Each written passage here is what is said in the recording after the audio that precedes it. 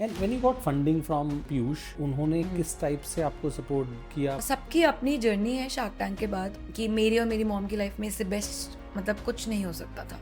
हम लोग 15 करोड़ कर रहे थे रेवेन्यू में और प्रॉफिटेबली कर रहे थे, तो शार्क टैंक पे हम पैसे के लिए नहीं गए थे। 2020 में हमने ये ब्रांड शुरू किया था विद माई मदर। 1 साल हमने ब्रांड रन किया था सिर्फ इंस्टाग्राम एंड व्हाट्सएप पे। सो आपने इंस्टाग्राम से शुरू किया, व्हाट्सएप से शुरू किया, and your sales increase from 5 lakhs to 25 lakhs just because you made a website. और जो आप अभी सेल कर रहे हो, तो उसमें से कितना आप ऐड में जाता है? I don't know if you would want to disclose that, if you not comfortable you can say. कि हमारा जितना भी रेवेन्यू हमारी वेबसाइट पे आता है उसमें से 50% हमारे पुराने कस्टमर से आता है। फाउंडेशन है प्रोडक्ट। अगर आपके प्रोडक्ट और आपकी क्वालिटी में ही दम नहीं है तो कोई भी पुश नहीं कर सकता। वैसे कितने प्रोडक्ट्स लॉन्च करते हो एक सीजन में? हम हर महीने एटलीस्ट 100 प्रोडक्ट्स लॉन्च करते हैं। So 1200 SKUs in a year. या this year we are doing that. आपका जो इंस्टाग्राम है वो आपके बिजनेस को कितना हेल्प करता है? क्या वहाँ से ऑर्गेनिक लीड्स आते हैं जो आपकी वेबसाइट पे सेल करवाते हैं? फाउंडर होना इज अमेजिंग, किसी की सुननी नहीं पड़ती, you are the boss of your own, ऐसा ही है क्या? फाउंडर होना इज पागलपन। ऐसा नहीं है कि मैं रोती नहीं हूँ। There are days when I have bad days, I am stressed, I cry, but एक और बहुत अच्छा पॉडकास्ट आपके लिए लेके आया हूँ। ऑब्जेक्टिव यही था कि पॉडकास्ट के एंड में आपको ये रहे, हाँ यार ये नई चीज़ें सीखने को मिली है और ये हम अपनी लाइफ में इम्प्लीमेंट कर सकते हैं। आकृति आई थी हाउस ऑफ चिकनकारी से, आपने उनको शार्क टैंक पे भी देखा होगा। अपने घर से इन्होंने और इनकी मदर ने एक छोटा सा चिकनकारी का ब्रांड शुरू किया था 2-3 लाख के इन्वेस्टमेंट से। अभी कुछ ही सालों में इनका जो टर्नओवर है वो करीब 50 करोड़ रुपए साल का है। तो इनसे हमने पूरी जर्नी इनकी समझी है कि कैसे इन्होंने शुरू में इंस्टाग्राम से चिकनकारी सेल करना शुरू किया, कुर्तीज सेल करना शुरू किया, कैसे व्हाट्सएप से शुरू किया, फिर कैसे इन्होंने वेबसाइट बनाया, क्या इनका एड बजट था, शार्क टैंक का क्या एक्सपीरियंस था, कैसे शार्क टैंक के जो शार्क्स थे उन्होंने इनको हेल्प किया है, कैसे इन्होंने बिजनेस को एक्सपेंड किया है, आगे के प्लान्स क्या है, आप इस बिजनेस को कैसे कर सकते हो। एंड टू एंड हमने पूरा डिस्कस किया है।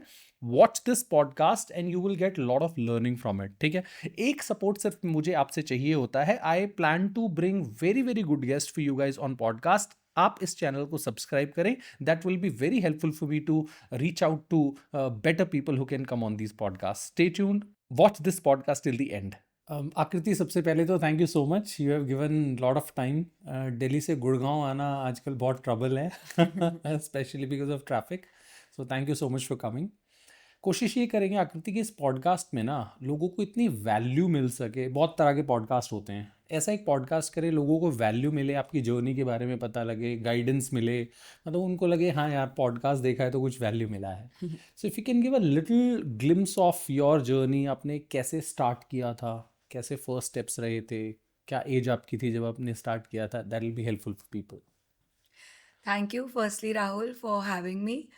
एंड सही बोला आपने, आजकल दिल्ली से गुड़गांव इजी नहीं है, but of course you know to help people and to give value, if anything we all can do in our journey तो ऑफ कोर्स हम करना चाहेंगे। And so you know talking about my journey also, मैंने start किया था जब मैं 24 साल की थी, 2020 में with my mother. She is my को फाउंडर। एंड 2020 में हमने ये ब्रांड शुरू किया था। 1 साल हमने ब्रांड रन किया था सिर्फ इंस्टाग्राम एंड व्हाट्सएप पे। 1 साल के बाद 2021 में हमने अपनी वेबसाइट लॉन्च की थी। तो मैं क्विकली मतलब माइलस्टोन्स अगर आपको ब्रांड के बताऊं तो ये थे कि 2020 वी लॉन्च्ड, 2020 में हमने वेबसाइट लॉन्च की, 2022 के आई थिंक अक्टूबर में हमने शार्क टैंक की पिच करी थी, 2023 में हमारा एपिसोड एयर हुआ था जनवरी में। 2023 शार्क टैंक सीजन 2 में हम आए। वहाँ पर Aman from boAt and Piyush from Lenskart both invested in our company and आज भी इन्वेस्टर्स हैं हमारी कंपनी में। 2023 से लेके 2025 तक हम लोगों ने उनकी मेंटरशिप के थ्रू बहुत ग्रो किया, बहुत सिस्टम्स बेटर किए, बहुत ऑपरेशंस बेटर किए, अपने आप को बेटर समझा और किस तरह का और किस विजन का ब्रांड हम बनाना चाहते हैं उसको बेटर समझा। एंड ये दोनों मेरी मॉम और मेरे लिए ट्रू है। मतलब मैं अगर बोल रही हूँ तो मैं आपको दोनों के पर्सपेक्टिव से ही बोल रही हूँ, बिकॉज यू नो दोनों की जर्नी का पर्पस अलग है और दोनों की जर्नी और स्टोरी अलग है, बट जर्नी अलाइंड ही है। एंड 2025 में हमने अपना सीड राउंड रेज किया 4.5 करोड़ का, angel investors, some founders of D2C startups. वो हमारी नेक्स्ट लेग ऑफ ग्रोथ के लिए, टू अंडरस्टैंड कि अब जो हमने चीज़ें सीखी उसको हम स्केल अप मोड में लाना चाहते हैं, हम ब्रांड को और लोगों तक पहुंचाना चाहते हैं। चिकनकारी क्राफ्ट जिस पर्पस से हमने शुरू किया था, to take the craft of chikankari to the world, it also came मेरी खुद की अपनी रियलाइजेशन से कि चिकनकारी हमने सुना है बट मेरे पास क्यों नहीं है, दादी के पास है, मम्मी के पास है, नानी के पास है, मेरे पास क्यों नहीं है। एंड चिकन हम मशीन के बने कपड़ों के लिए 4,000 5,000 6,000 दे देते हैं, बट एक चिकनकारी कुर्ते के लिए हम एक लोकल मार्केट में 1,500 रुपये ही दे रहे हैं, या हम बोलते हैं कि और सस्ता दो। तो जो लोकल मार्केट में लोग वो चीज़ बेच रहे हैं, वो बिना उस प्रोडक्ट की वैल्यू बताए उसको बेच रहे हैं, तो कस्टमर ने उसका प्राइस एक ब्रैकेट के अंदर फिट कर लिया है, बट उस चीज़ की वैल्यू तो बहुत ज़्यादा है। वंडरफुल। इसको ब्रेक करते हैं ईयर बाय ईयर। आकृति, आपने बोला 2020 में आपने शुरू किया, 2020 में आपका रेवेन्यू कितना था टोटल? 2000 मतलब फाइनेंशियल 21 में आई थिंक हमने 33 lakhs के अराउंड पूरे किया। साल में 33 लाख किया। उसके बाद 2022 तक 21-22 में हमने 3.5 करोड़ किया। 3.5 करोड़ किया। तो आपने 31 लाख से 3.5 करोड़ 10x का जंप किया। उसमें आप शार्क टैंक में जा चुके थे? नहीं गए थे, अभी नहीं, एयर नहीं सिर्फ वेबसाइट बनाई थी सिर्फ इस साल वेबसाइट में। बनाई थी। ओके, सो वेबसाइट बनाई थी तो हम आ गए 3 करोड़ पे। हाँ जी। ओके, उसके बाद 2024 में कितना किया? 22-23 में हमारा शार्क टैंक आ गया था। तो उस ईयर हमने 18 करोड़ के around, if I am not wrong, हाँ 18 करोड़ के आसपास किया 3 था। करोड़ से हम 18 करोड़ पे चले गए। उसके बाद नेक्स्ट ईयर? और शार्क टैंक लास्ट के 3-4 महीने में आया था। ओके, जब हम 3 करोड़ से 18 पे गए तो हम 15 करोड़ बिना शार्क टैंक के भी कर रहे थे। Oh wow. तो वो जो एडिशनल हमने 3-4 करोड़ किया होगा, वो शार्क टैंक का पुश था जो लास्ट 3 महीने में आया, जैन फेब मार्च में। बट उसके बिना भी brand was on track to do 15 crore. Wonderful. अभी हम साल का कितना कर रहे हैं? अभी हम लोग 50 करोड़ क्रॉस कर चुके हैं। Wow, that's very inspiring. घर से आपने शुरू किया था, अपनी मदर के साथ शुरू किया था, और जैसे हम ऑफ द कैमरा बात कर रहे थे, 3 लाख रुपए की इन्वेस्टमेंट से आपने शुरू किया था। That's very very inspiring. शुरू में आप वेबसाइट नहीं था? नहीं, 1 साल के लिए नहीं था। इंस्टाग्राम से मैसेजेस करके, लोगों को व्हाट्सएप पे मैसेजेस करके आपने शुरू किया था। This is very very inspiring Aakriti. And for the people who are watching, बहुत सारे लोगों को ऐसा लगता है, स्पेशली जो लोग 90s का थॉट प्रोसेस रखते हैं बिजनेस को, लोगों को लगता है 20-25-30 लाख रुपए लगाना पड़ेगा फिर भी बिजनेस बंद हो जाएगा। तो इट्स अ ग्रेट एग्जाम्पल कि 2-3-4 लाख से शुरू किया जा सकता है if you have that passion for life. 100% किया जा सकता है, I think, but patience is what it is. मतलब आप, अगर हमने कभी भी अपनी जर्नी में ये सोच के शुरू किया ही नहीं था कि हम 50 करोड़ या 100 करोड़ या 250 करोड़ करेंगे। हमने सिर्फ इस विजन से शुरू किया था कि हमें बड़ा ब्रांड बनाना है। हमें उस बड़े की डेफिनेशन मॉनेटरी टर्म्स में नहीं पता थी। और अगर आप मेरी मॉम को मिलोगे ना आज, उनको आज भी नहीं पता। उनको आज भी लगता है बड़ा ब्रांड मतलब मेरा ब्रांड का कपड़ा हर घर में होना चाहिए। मतलब that is her definition, which is our definition, right. Of course अब फाइनेंशियली मैंने बहुत कुछ, like I have learned a lot of terms. Shark tank हुआ, मेरी लाइफ में मेंटर्स आए, financial education, about how like I need to run a business, cash flow planning, balance sheet, PNL, सब सीखा है मैंने। तो I have a lot more awareness and a lot of monetary milestones, but the core is that हमें बड़ा brand not in just number terms बनाना है। We want कि ये क्राफ्ट को हम लोगों तक और लेकर जाएं। वी वॉन्ट कि जो इतनी अनऑर्गेनाइज सप्लाई चेन है वहाँ पर हम कुछ अपना कंट्रीब्यूशन दे पाएं और एक steady flow of income for the people who are involved in the craft बना पाएं, along with bringing it back for the younger people of today, so that अगर कोई ऑफिस में someone who's 24 25 or like millennials, Gen Zs, they can wear their craft proudly and say I'm wearing a chikankari kurta, which is something मुझे लगा था कि ये मैंने कभी नहीं सोचा था कि I would say कि मैंने चिकनकारी का कुर्ता पहना है। Wonderful. Let's Aakriti break it down further for the people to understand कि अगर उनको आपको कॉम्पीट करना है, आपके जैसा ब्रांड बनाना है, तो कैसे बना सकते हैं। सो आपने इंस्टाग्राम से शुरू किया, व्हाट्सएप से शुरू किया, लोगों के साथ चैट करके आपने प्रोडक्ट्स बेचना शुरू किया। आपने मेंशन किया था ऑफ द कैमरा कि 5 लाख रुपए का आपका महीने का सेल आ रहा था, फिर you did not want to have lot of chats with people क्योंकि ऑब्वियसली बहुत ज़्यादा हो जाता है, then you made a website and your sales increase from 5 lakhs to 25 lakhs just because you made a website and that was all organic, कोई ads वगैरह नहीं था। सो अगर हम वेबसाइट बनाते हैं तो अगर हमारी 5 लाख की सेल है तो 25 लाख में आया जा सकता है। That's one thing that you mention. अभी जब आप वो वेबसाइट बना रहे थे, how did you choose that developer के कौन वेबसाइट बनाएगा? और मैं ये क्वेश्चन इसलिए पूछ रहा हूँ आकृति, ज़्यादातर लोग क्या करते हैं, 2-3 बार वेबसाइट बना लेते हैं, पहली गलत बन जाती है, दूसरी गलत बनती है, फिर तीसरी सही बनती है। So did that happen with you also, ऐसा कुछ? मैंने अपना ब्रांड स्टार्ट करने से पहले 10 months एक फैशन स्टार्टअप में काम किया था। I was in their marketing team. उनका वेबसाइट का बैकएंड जो था वो शॉपिफाई पे बना था। तो वहाँ पर पहली बार आई गॉट थोड़ा एक्सपीरियंस कि वेबसाइट बैकएंड कैसा लगता है। तो मुझे बहुत ईजी टू यूज़ लगा था शॉपिफाई व्हेन आई वाज अपनी जॉब में एंड मैं सीख रही थी, तो मुझे उसका यूआई यूएक्स उसको यूज़ करना बहुत आसान लगा। तो अंदर से मैंने काइंड ऑफ कहीं और बात भी नहीं करी, मतलब किसी से पूछा भी नहीं, मुझे पता था कि मुझे वेबसाइट शॉपिफाई पे बनानी है क्योंकि मैंने ये देखा है बैकएंड इसका एंड वो बहुत ईजी है टू यूज़। तो मैंने बस यूट्यूब वीडियोस देखना शुरू कर दिया था कि और क्या क्या हम कर सकते हैं, and YouTube is where I learn everything शुरू में, क्योंकि मुझे लगा नहीं कि मुझे किसी से पूछने की ज़रूरत है। अभी तो मैं बेसिक फाउंडेशन में ही हूँ। यूट्यूब की नॉलेज ही मेरे लिए इतनी न्यू थी कि the second third step was much later. तो यूट्यूब वीडियो से सीखा, और शॉपिफाई का डिसीजन मेरे जॉब से आया था कि मेरे को ईजी लगा, देन यूट्यूब से सीखा। डेवलपर की नीड नहीं आई थी जब तक मुझे कुछ थोड़ी चीज़ें समझ नहीं आ रही थी यूट्यूब से। तो आई वुड से कि 70% नॉलेज थी, 30% के लिए got a small developer to help us at the time कि आप हमें बस जो हम कर रहे हैं वो सही कर रहे हैं, एंड जो एडिशनल चीज़ें हैं, अगर किसी में चीज़ में कोडिंग की रिक्वायरमेंट है बैकएंड पे तो वो I couldn't do. But honestly coding की requirement I don't even think थी ज़्यादा किसी चीज़ों में। तो अगर किसी को आज वेबसाइट स्टार्ट करनी है, शॉपिफाई भी है और भी बहुत प्लेटफॉर्म्स हैं, मजेंटो है, वो कॉमर्स है, like there are a lot, right? I am sure people can explore and build their own websites. Amazon smart commerce has also I think come up with something.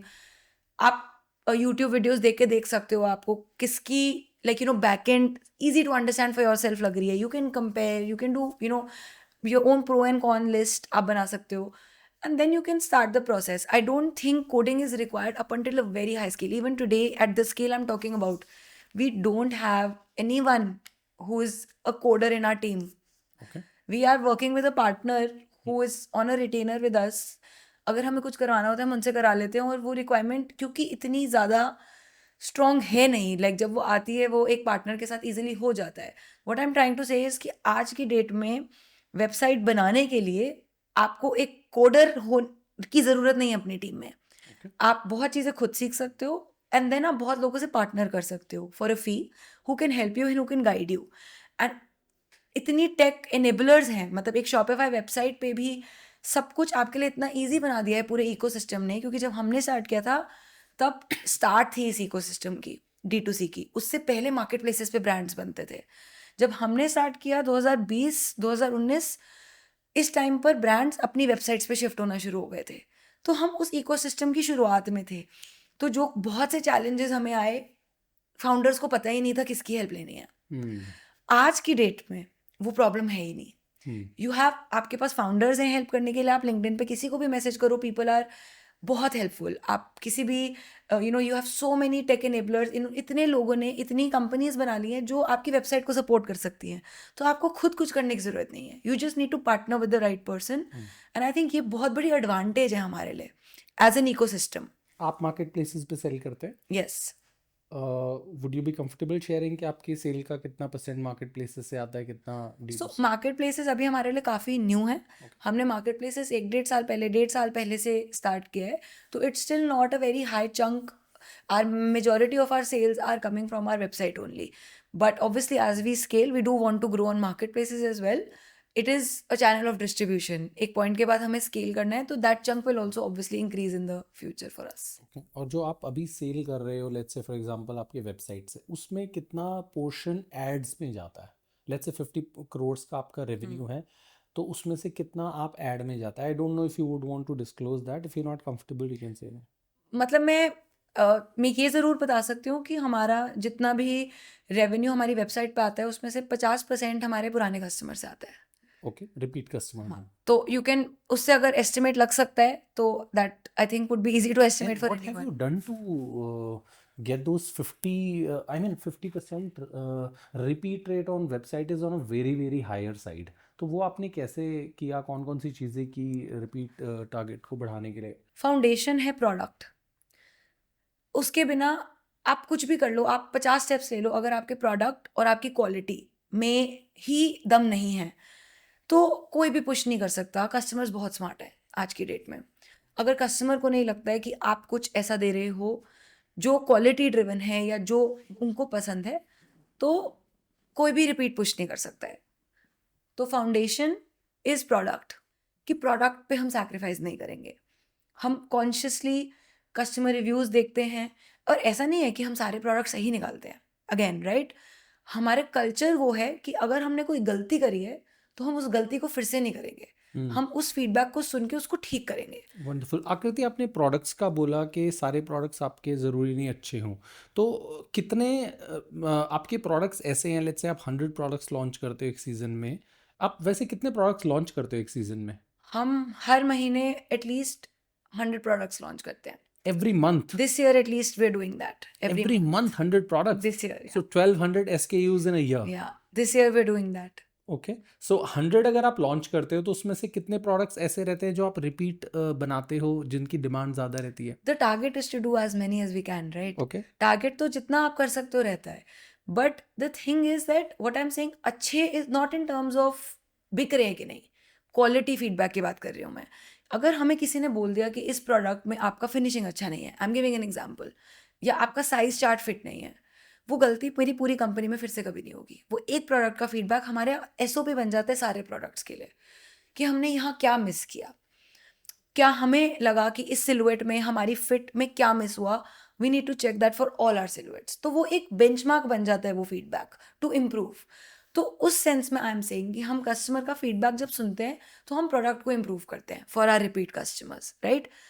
तो जब आप, और ये ऐसी चीज़ है कि ये ओवरनाइट नहीं बिल्ड होती, आप पहले दिन से 50% पे नहीं होते। ये कंपाउंडिंग इफेक्ट है। आपका हर छोटा जो स्टेप है जो आप लेते हो, वो आपको 5, 6, 10 साल बाद दिखता है, क्योंकि आप कस्टमर वो देखता है कि इस ब्रांड ने ये इम्प्रूव किया है। तो पहला तो स्टेप प्रोडक्ट है आई थिंक रिपीट के लिए। एंड दूसरा step I think customer service.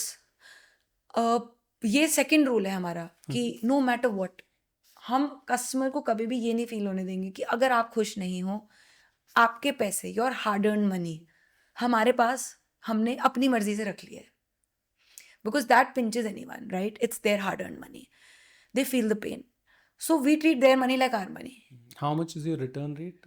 Return rate on our website is very low. It's return and exchange must be, I think, 11-12%. 11-12%. Yeah, on our website is pretty low. On D2C it's usually low for brands. On marketplaces higher it's higher for everyone. Yeah. So discounts की बात करते हैं। सो आपने जब शुरू किया था तब आप डिस्काउंट्स देते थे, अभी डिस्काउंट्स देते हैं आप? हम डिस्काउंट्स नहीं देते थे जब हमने स्टार्ट किया था, और हमारी प्राइसिंग स्ट्रैटेजीज भी डिफरेंट थी। And the reason for us to not give discounts was that कभी इन्वेंट्री इतनी ज़्यादा थी ही नहीं। हमेशा हम 3 साल तो इस प्रॉब्लम में रहते थे कि इन्वेंट्री डिमांड ज़्यादा, इन्वेंट्री नहीं भर पा रहे because of either cash flow issues और नॉट हैविंग क्लैरिटी कि इन्वेंट्री मैनेजमेंट कैसे होगी एट स्केल। बहुत सी चीज़ें थी, तो इन्वेंट्री इतनी ज़्यादा थी ही नहीं कि वो करना पड़ा। जो आता था फुल प्राइस पे सेल हो जाता था। जैसे जैसे स्केल बढ़ता है, जैसे जैसे अब हम 100 स्टाइल्स लॉन्च कर रहे हैं मंथ के, there are styles that work, there are styles that work average, there are styles that we do have to obviously liquidate for business purposes.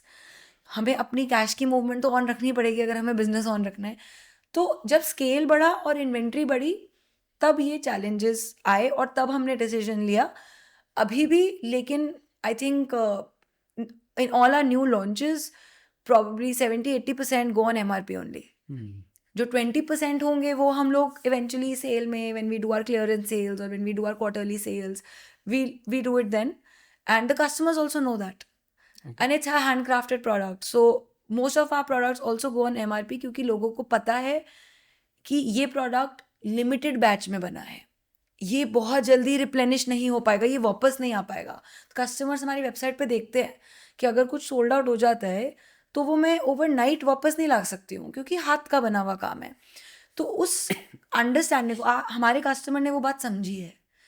तो बहुत से न्यू लॉन्चेस हमारे इसलिए फुल प्राइस पे भी निकल जाते हैं क्योंकि लोगों को पता है कि लिमिटेड क्वांटिटी में है. अगर हमें पसंद है हम अभी ले लें. हम्म. ऐसा नहीं है कि ये बाद में हमें मिल जाएगा, हमें अभी पसंद है हम 3 महीने बाद आके ले लेंगे तो मिल जाएगा. हम्म. तो वो एक हमारे कंज्यूमर में आई थिंक अंडरस्टैंडिंग आ गई है Okay. बिकॉज दे नो कि we are a handcrafted brand. Okay. Aakriti, आपने मेंशन किया कि आपने वेबसाइट बनाया, पहले इंस्टाग्राम से आप सेल करते थे, अभी आपकी वेबसाइट बन गई है. तो आपका जो टोटल रेवेन्यू आता है काफ़ी सारा तो इनऑर्गेनिक होता होगा, एड्स रन करके आता है, लेकिन आपका जो इंस्टाग्राम है वो आपके बिजनेस को कितना हेल्प करता है? क्या वहाँ से ऑर्गेनिक लीड्स आते हैं जो आपकी वेबसाइट पे सेल करवाते हैं? So it's very difficult. अगर आप गूगल एनालिटिक्स से भी कनेक्ट करोगे ना, जो आई थिंक मोस्ट बिजनेसेस जब स्केल अप होते हैं वो अपने सारे चैनल्स वहाँ पर कनेक्ट करते हैं टू सी रेवेन्यू कहाँ से आ रहा है. आपको इंस्टाग्राम बायो की कंट्रीब्यूशन रेवेन्यू में इतनी हाई दिखेगी नहीं ओके. जितनी अंदर से आपको एक इंट्यूशन आ रही है कि it's contributing and all the discovery is happening there. But again I feel that today एक कस्टमर की जर्नी इतनी ज़्यादा मिक्स्ड है. अगर आप अपना एग्जाम्पल ले लीजिए, मेरा एग्जाम्पल ले लीजिए. आप इंस्टाग्राम पे एक ब्रांड को ढूंढते हैं, आप 5 दिन बाद वीकेंड पे बोर होते हैं, आप बोलते हैं एक ब्रांड देखा था और उसको गूगल करके देखते हैं. आप गूगल पे जाते हैं, आप वहाँ पे सर्च करते हैं, फिर आप भूल जाते हैं. 1 महीने के बाद आपको यूट्यूब पे उसकी ऐड आती है. तो एट्रीब्यूशन एक चैनल को देना आज की डेट में बहुत डिफिकल्ट हो चुका है क्योंकि कस्टमर का फनल बहुत मिक्स्ड हो चुका है, राइट. तो डायरेक्ट एट्रीब्यूशन बहुत डिफिकल्ट है. बट इम्प्रेशंस जो हमारे इंस्टाग्राम पे आते हैं वो हम मंथली ट्रैक करते हैं. जो हमारे प्रोफाइल विजिट्स आते हैं वो हम ट्रैक करते हैं. कितने व्यूज आपके इंस्टाग्राम पे मंथली? अभी मतलब I can just give a latest number that I remember. जब हमने करिश्मा कपूर के साथ लेटेस्ट कैंपेन किया था फॉर आवर फेस्टिव सीजन, तो 40 मिलियन इम्प्रेशंस थे हमारे इंस्टाग्राम पे in a period of 1 month.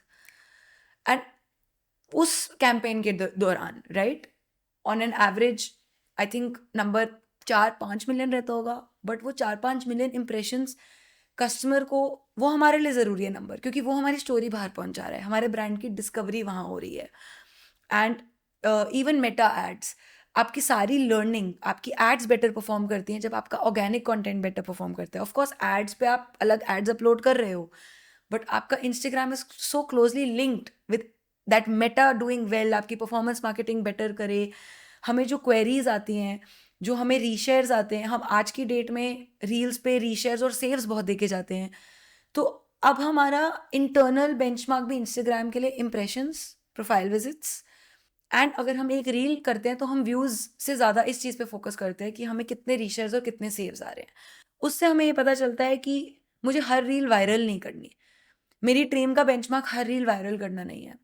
But अगर 10,000 लोगों ने देखा है ना, बट उसमें से 100 ने रीशेयर करा है, तो the message has gone. Brand की स्टोरी बाहर चली गई. वो लोग जो ब्रांड की स्टोरी याद रखेंगे वो कभी ना कभी आएंगे. करेक्ट. यू कांट, हम उसका टाइमलाइन नहीं डाल सकते, हम ये नहीं बोल सकते उससे कितनी रेवेन्यू मुझे आ जाएगी. बट ये माइंडसेट शिफ्ट खुद हम लोगों ने लास्ट 1-1.5 साल की जर्नी में, इंस्टाग्राम भी बहुत बदला है, रील्स भी बहुत पॉपुलर हुई हैं, तो हमने इंटरनल बेंचमार्क्स डाले हैं. पहले बहुत इस वायरलिटी के चेस प्रेशर में हम लोग काम करते थे कि ट्रेंड्स फॉलो कर लो, रील वायरल होनी चाहिए. बट एक पॉइंट के बाद हमें रियलाइज हुआ कि रील तो वायरल हो रही है बट इसमें ब्रांड कहाँ रह गया. ट्रेंड फॉलो कर लिया but there is no brand. लोगों को तो ट्रेंड याद रहा, लोगों को आप नहीं याद रहे, और वो ट्रेंड चला जाएगा 2 दिन में, तो फिर वो आपको भी नहीं याद रख रहे और ट्रेंड को भी नहीं याद रख रहे. करेक्ट. तो वो माइंडसेट शिफ्ट ऑफ इंस्टाग्राम हमने बहुत किया. तो डायरेक्ट कोरिलेशन मुझे लगता है एक्चुअली अगर किसी के पास हो सोल्यूशन तो I would also want to learn that. But as of now हम लोग एकदम एक्यूरेट डायरेक्ट कोरिलेशन नहीं बना पाए. एंड आई डोंट थिंक वो in my knowledge as of now कि पॉसिबल है because of the funnel of the customer today. You are more on the story side of a brand than a data Yeah. side of the brand. Okay, completely makes sense. We are on the story side and the data side, but we are not pushing numbers Okay. on social. जितना story lead हम कर रहे हैं content, उसका data analyse कर रहे हैं, तो डिसीजन उसके बेसिस पे ही बन रही है कि स्टोरी बेटर कैसे करनी है. Of course, I'm हाँ, sure that must be happening. Not pushing But numbers is not correct, happening correct. So कि the kind of brand you are, and this is going to be a part of this. या So the kind of brand you are, या it's more emotional than analytical. Not, I would not say exactly that, Okay. because we use analytics in You business. use analytics, but let's say for example, if I talk about Excel, if I talk about let's say Microsoft as a brand, or if I talk about Google as a brand, or if I talk about iPhone as a brand, I it mean, is they all have a brand story and culture. Our brand story is authenticity. So, because our brand story is authenticity, everything we do, it's not just in the clothes that we make, everything that we do, our social has to be authentic. When I like anything, like our everything has to feel authentic. Customer आके कुछ पूछेगा, मेरी customer मतलब हमारी brand pillar है authenticity. It's not just in the clothes, and it reflects on everything that we do, right? Even within the team, the culture is authentic. I'm super transparent with my team is super transparent with me. So the company is built on authenticity. how does, by the way, Akriti, your team now look like? Who are the people heading? If you want to give insight to people, what kind of Yeah. team is required to run a brand? आज की date में हमारे पास around 85 के around लोग हैं team में, जिसमें से 50% हमारे management led roles, managerial roles हैं, the rest is operations, supply chain, logistics, packing, finishing, production, goods are coming, receiving, everything तो ऑपरेशंस में है. एंड मैनेजमेंट ऑनेस्टली हमारे स्केल पे और इससे आगे के स्केल पे, I am sure things will also evolve for us. आज की डेट में there are fix departments we have for everything, and we have team leads for everything. तो हमारे पास कस्टमर केयर है, ई कॉम है, सप्लाई चेन डिपार्टमेंट है, finance department है, marketing department है, और buying and planning and production department है. तो ब्रॉडली यही मेन डिपार्टमेंट्स, और हर डिपार्टमेंट के अंदर टीम लीड्स हैं जो दे क्लोजली वर्क विद मी, उनकी अपनी टीम्स हैं. ऑफ कोर्स हम लोग अभी सिस्टम्स एंड प्रोसेसेस खुद भी अपने फाइन ट्यून कर रहे हैं. ऐसा नहीं है कि we are there and everything is perfect. ये टीम हमारी लास्ट 2 साल में ही बनी है, उससे पहले तो कोई टीम नहीं थी. तो some people of course in team के कुछ लोग हमारे साथ 4-5 साल से हैं, जब से ब्रांड स्टार्ट हुआ था. ऑपरेशंस में लॉट ऑफ पीपल ब्रांड की शुरुआत से हमारे साथ हैं. एंड या यही है कि आई थिंक जैसे जैसे आई थिंक ब्रांड स्केल होता है, structure and SOPs and processes become very important. Wonderful. तो हम उसी जोन में हैं अभी. Sure. And when you got funding from people like Nitin and Piyush, वो कितना डिफरेंट था? उन्होंने किस टाइप से आपको सपोर्ट किया? मतलब दे विजिटेड योर फैसिलिटी और यू विजिटेड देयर ऑफिस और देयर टीम सपोर्टेड यू? वो कैसे होता है जब लोग शार्क टैंक से फंड्स लेते हैं? If you want to tell. तो सबकी अपनी जर्नी है शार्क टैंक के बाद. ऑनेस्टली आई फील आपको मिक्स चीज़ें मिलेंगी ऑनलाइन. मेरी जितनी भी मिलेंगी, मैंने हमेशा यही बोला कि मेरी और मेरी मॉम की लाइफ में इससे बेस्ट मतलब कुछ नहीं हो सकता था. हम फर्स्ट टाइम एंटरप्रेन्योर्स हैं, हमने कभी बिजनेस नहीं किया, मेरी फैमिली में कोई बिजनेस नहीं, एवरीवन सब प्रोफेशनल थे. एंड हमें कुछ नहीं पता था बिजनेस के बारे में. मतलब इट इज़ एज रॉ. मैं क्या आपको बताऊं कि शार्क टैंक पिच पे भी जो मैंने जाकर बोला है, उसकी प्रेप में मुझे इतना कुछ सीखना पड़ा, इतना कुछ मैंने शार्क टैंक के लिए सीखा था कि मुझे वही लगता था कि यही बिजनेस है. बट उसके बाद जब शार्क्स आए एंड और चीज़ें मैंने उनसे समझी, सीखी, बिजनेस के हर डिपार्टमेंट के बारे में, स्ट्रक्चर के बारे में, टीम के बारे में, टीम कल्चर के बारे में, स्केलेबिलिटी के बारे में. आई थिंक खुद की विजन आप बदल जाती है. एंड अमन एंड उनकी पीयूष की टीम को आई मेट अ लॉट. उनकी टीम ने मुझे बहुत गाइड किया है. I met both of them a lot. There was always constant guidance. I literally joke about it sometimes कि I was literally spoon fed, right? And I think मैं इतनी lucky थी कि मुझे वो मौका मिला सीखने का उन लोगों से, हर चीज़ सीखने का, मेरी मॉम को हर चीज़ सीखने का. क्योंकि मुझे कौन सिखाता, मैं यही सोचती हूँ मैंने आई लुक बैक कि मैं कहाँ से सीखती. मुझे एक मेंटोर, 2 मेंटोर्स मिले जिन्होंने मेरी लाइफ किक स्टार्ट करा दी, राइट? मेरे को लिटरली एक स्कूल टाइप ऑफ ट्रेनिंग मिली जो इजी नहीं होता. एंड वही हमारा पर्पस था शार्क टैंक पे जाने का. हम लोग 15 करोड़ कर रहे थे रेवेन्यू में और प्रॉफिटेबली कर रहे थे. तो पैसे की प्रॉब्लम नहीं थी अगले 1-2 साल तक. शार्क टैंक पे हम पैसे के लिए नहीं गए थे. ऑफ कोर्स ब्रांड विजिबिलिटी बहुत मिलती है, ब्रांड को रिकग्निशन बहुत मिलती है, वो बहुत एक बहुत अच्छी चीज़ थी विद शार्क टैंक। बट जो मेन क्राइटेरिया था for me and my mother also always said कि मैं चाहती हूँ कि आकृति को हेल्प करने के लिए कोई मेंटर्स मिल जाए, क्योंकि मॉम प्रोडक्शन साइड देखती थी, मेरे को बिजनेस ग्रोथ देखनी है। तो मॉम रियलाइज कि अब इसके आगे मैं इसकी प्रोडक्शन में, क्वालिटी में, वेंडर्स इस फ्रंट पे हेल्प कर सकती हूँ, but she will need support. तो वो भी यही बोलती थी कि मेंटोर्स तुम्हें लाने पड़ेंगे ताकि तुम सीख पाओ। एंड आई थिंक वो बहुत ही लाइफ चेंजिंग जर्नी रही है मेरी, and that has set the base, my foundation so strong कि मुझे लगता है कि अगर मैं naturally 50% I was there, the remaining 50% वो स्किल डेवलपमेंट जो मैंने शार्क्स के साथ करी है। तो फर्स्ट स्टेप तो ये होता था कि अगर मैं कहीं पे भी स्टक हूँ तो उनकी टीम्स होती हैं जो उनके इन्वेस्टमेंट्स को कंटिन्यूस सपोर्ट देती हैं, and those teams are also really smart. वो टीम्स ऐसा नहीं है कि वो just because they are Aman and Piyush's team वो आपकी हेल्प नहीं कर सकते। तो honestly I would say 80% of the problems तो उनकी टीम ही आपकी सॉल्व कर देती है, क्योंकि वो इतने एक्सपीरियंस लोग हैं and they are working with the sharks for a reason. तो उनकी टीम 80% प्रॉब्लम सॉल्व कर देती थी। कहीं पे भी आप स्ट्रक हो, आप हायरिंग में स्ट्रक हो, टीम स्ट्रक्चर में स्ट्रक हो, इन्वेंट्री में स्ट्रक हो, वो आपको गाइडेंस देते हैं कि ये इसलिए स्ट्रक हो आप। आपको वो रूट कॉज पे फोर्स जाने का पुश करते हैं कि ये प्रॉब्लम हो रही है, think about it like this, आप ऐसे सोचो, अब आप ऐसे सोचो, अब आप इसका सोल्यूशन सोचो। तो वो रूट कॉज पे जाने का और सोल्यूशन ओरिएंटेड जो माइंडसेट है, at least that's what my experience was, वो मैंने सीखा। और कभी कोई ऐसी चीज़ है जहाँ उनकी टीम को लगता है कि पीयूष एंड अमन उनसे बेटर एडवाइस दे सकते हैं, तो वो आपको आगे से खुद ही बोलते हैं कि आप मीटिंग सेट करो, आप आओ, आप मिलो, आप अपने क्वेश्चंस पूछो, because they also know that there are certain things that only the sharks can add much more value in. So teams also say if I want to request a meeting, I can also request.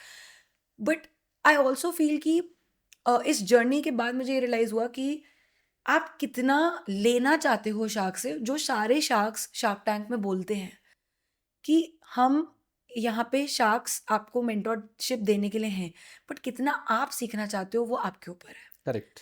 तो जितने भी लोग online बोलते हैं कि उन्होंने तो मुझे टाइम नहीं दिया, उन्होंने तो ये नहीं किया, maybe you didn't ask for it enough. Or maybe they want publicity on camera to say that. हाँ, मतलब maybe you didn't ask for it enough. So criticism sells more, controversy sells हो more. सकता है, आई am sure कुछ भी reason होंगे, मुझे नहीं पता लोगों के क्या रीजन है, बट मतलब I was hungry to learn. Okay. तो मैं इतनी हंग्री थी लर्न करने के लिए कि मुझे लगता था कि ये आ गए हैं मेरे पास मेरे को मेंटरशिप देने, I need to make the best out of it. Wonderful.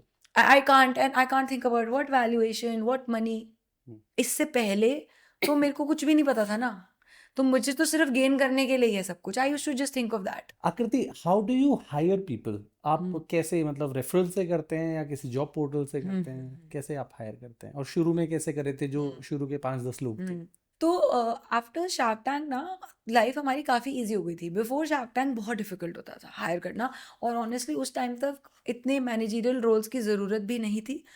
तो कभी भी मैनेजरियल रोल्स की क्योंकि ज़रूरत नहीं थी, we never like stressed about hiring so much. लेकिन जब शार्क टैंक हमारी लाइफ में आया तो हायरिंग बहुत आसान हो गई, क्योंकि ब्रांड को एक नेशनल टेलीविजन पे जब लोग देख लेते हैं तो आपकी स्टोरी जब बाहर आ जाती है, आप एज अ पर्सन जब बाहर आ जाते हो, आपका ब्रांड जब बाहर आ जाता है, आई थिंक हायरिंग आसान हो जाती है। तो उसके बाद क्योंकि रिकग्निशन इतनी मिल गई थी, लिंक्डइन से ही हम हायरिंग कर रहे थे, हम लिंक्डइन पे पोस्ट कर रहे थे, और क्योंकि लोगों ने ब्रांड को देख लिया था, शार्क टैंक पे देख लिया था, तो थोड़ा सा ईजी हो गया था। इनबाउंड्स आने लग गए थे। पहले इनबाउंड्स आने में मुश्किल होती थी, क्या ब्रांड है, कौन है, जानते ही नहीं। तो शार्क टैंक के बाद लिंक्डइन हमने काफ़ी पोस्टिंग्स, आई थिंक 2-3 साल तो लिंक्डइन पे ही किया होगा। अब कंसल्टेंट्स के थ्रू भी करते हैं, लिंक्डइन पे भी करते हैं, अपना इंटरनल डेटाबेस भी बन गया है, इतने सीवीज अलोंग द ईयर्स आए हैं, प्लस टीम बड़ी हो गई है, तो टीम के भी अपने कोलीग्स एंड रेफरल्स होते हैं from where they have come from. तो अब it's a lot more organised कि वी हैव अ मेथड कि we'll go to a consultant और we'll go post on LinkedIn and we'll ask people in our team also. Then there is a full vetting process, we do background verifications. मतलब अब काफ़ी streamlined है in terms of hiring. There is assignments, there 2-3 rounds, we never use to do all that, but हमने भी सीखा है अपनी mistake से कि वाई 2-3 राउंड्स इज़ इम्पॉर्टेंट, क्यों ज़रूरी है वो। क्योंकि दो अलग टीम मेरे साथ मिलने से खाली कुछ नहीं होगा, राइट? मेरी टीम लीड्स हैं अब, तो एक राउंड उनके साथ होना ज़रूरी है, एक राउंड मेरे साथ होना ज़रूरी है।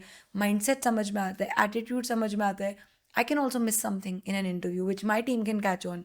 तो वो सब गलतियां हम कर करके सीखे कि क्या हम करें, कैसे टेक्निकल स्किल्स, असाइनमेंट के बिना टेक्निकल स्किल्स आप कैसे जज करोगे। करेक्ट। तो वो सारी चीज़ें हमने अब एक प्रोसेस में डाली हैं जो अभी तक वर्क कर रहा है। अभी कुछ पोजीशंस ओपन है, जो लोग पॉडकास्ट देख रहे हैं हाँ। उसमें से हो सकता है कुछ लोग हों who want to work with you, तो कुछ पोजीशंस ओपन है आपके पास अभी? अभी हमारे पास ओपन पोजीशंस हैं, we I are. Am sure एक दो तो सोशल मीडिया में होगी। हाँ। वो एक ऐसा डिपार्टमेंट है जिसमें कभी पोजीशंस खत्म नहीं होते हैं। हम लोग इंटर्न्स के लिए like we are always open. So firstly I say that कि अगर हमें किसी इंटर्न का ईमेल आता है and we really like the person CV, what they have done in college, क्योंकि ऑब्वियसली उससे पहले ज़्यादा इंटर्नशिप से पहले कॉलेज में ही होते हैं, तो their roles in college in certain leadership societies, and if we feel someone's assignment has stood out, like for example if it's a designer, their portfolio has stood out, we'll always talk to interns. तो for internship हमारे applications हमेशा खुले हुए हैं, across marketing, across buying, merchandising, across any department that we have, we are willing to have people intern with us. Also आप intern करते हो तो आपको समझ में आता है क्या आप यहाँ पे ही कन्वर्ट होना चाहते हो, क्योंकि आप हमारा कल्चर देख लेते हो, आप काम देख लेते हो, एंड हमें देखने को मिल जाता है कि do you have that learning capability. गलतियाँ सबसे होती हैं, that is fine, and in our company also mistakes happen and everyone is very aware that it's okay, you're just not allowed to repeat the mistakes.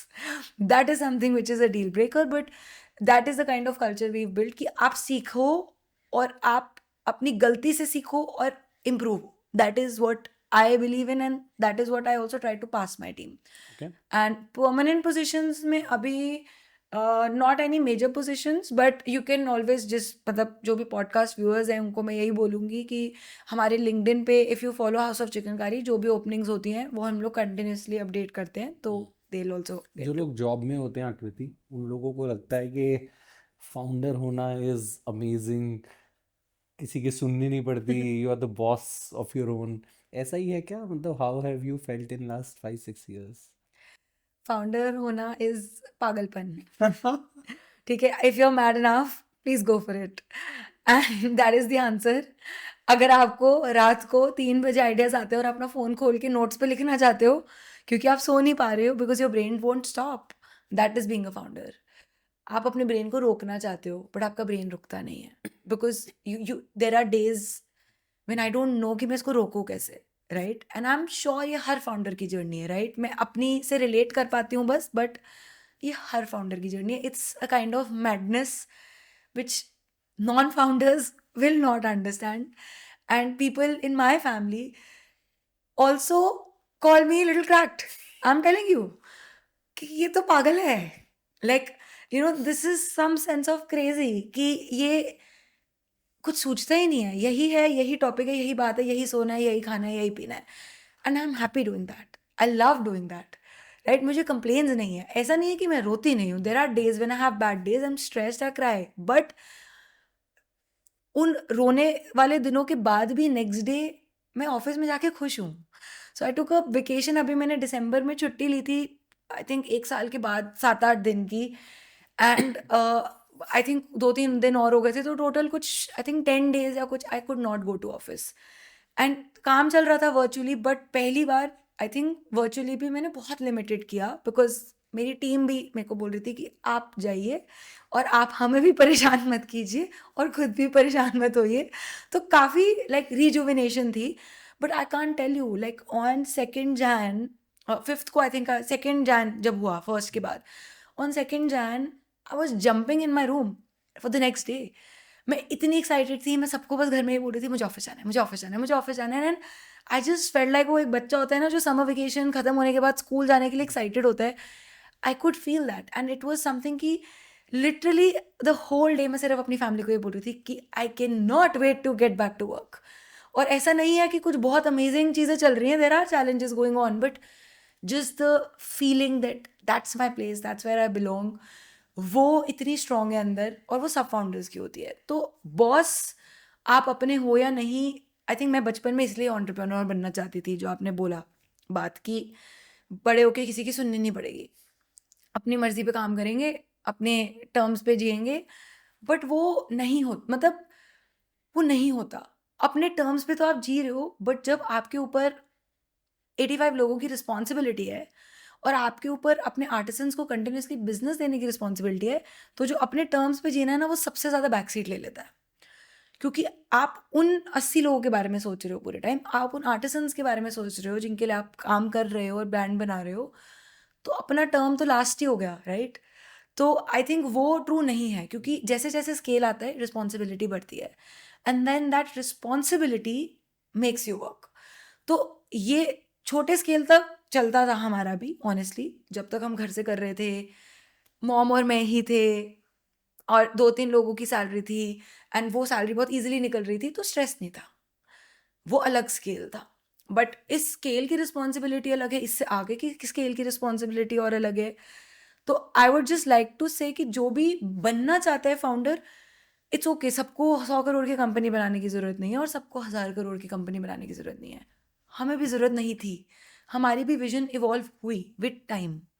हमने भी नहीं सोचा था, but अब हमने सोचा, फिर हमें ड्रीम हमारा बड़ा हुआ, तो अब हमें छोड़ना नहीं है। This is what happened with us. Our dream evolved and then we just wanted it really bad. But आप भी जब शुरू कर रहे हो, मत सोचो इतनी दूर की। आई वुड से आप स्टार्ट करो, आप अपनी जर्नी को होने दो and let the journey define. अगर आपकी जर्नी इवॉल्व होगी तो वो अपने आप ही आपका माइंडसेट शिफ्ट कर देगी।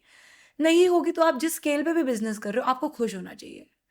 यू शुड फील कि आपका बिजनेस 5 करोड़ का भी है ना, बस आप फाइनेंसेस का थोड़ा ध्यान रखें कि इतना बिजनेस रन करें कि आप प्रॉफिटेबली कर पाए, ताकि you are not, taking debts, or you're not drowning like because of those issues. But I think a 5 crore business can also earn a 10-15% profit, and the people can be happy and content.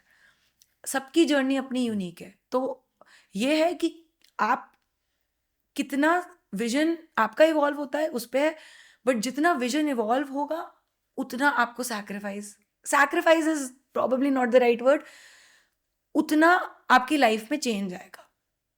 And you have to be ready for that change. You can't think कि जो मैं 5 करोड़ पे था मैं वही 50 करोड़ पे होऊंगा। Your mind set changes, you change as a person, you have to be willing to change. अगर आप चेंज हो सकते हो बार बार बार बार, हर एक साल में आप चेंज हो सकते हो इतना कि आप अपने आप को भी नहीं पहचानोगे, तो आप इस जर्नी में जाओ। Wow. It was wonderful guidance to people, Akriti, and especially when it carries more value when it comes from a person who's as inspiring as you are, who has built something of her own, starting from a small capital. Thank you so much, Akriti, for coming for this podcast. I wish we could do a longer version of this podcast, and I think we'll invite you for a part 2 also. But it has been a very, very great podcast, not just for people who are watching it, but मेरे लिए भी, क्योंकि मेरा apparel brand है. So a lot of things are there for me to implement also. So thank you so much for being a part of this podcast. Thank you so much जिन्होंने भी podcast यहाँ तक देखा है. You must have realised that Akriti is so inspiring. एक common objective मेरा और आकृति का यही है, that you guys take some learning out of it. जाने से पहले देखो, इंटरनेट पे बहुत सारे वीडियोस थे, आपने 1 घंटा लगा के ये पॉडकास्ट देखा है, which means you want to become 1% better, right? So जाने से पहले कमेंट में लिख के जाना what are few learning points that you have from this podcast, जो आप अपनी लाइफ में इंप्लीमेंट करेंगे. And tell me who should be the guest in our next podcast. Thank you so much. Stay tuned for next podcast. Thank you.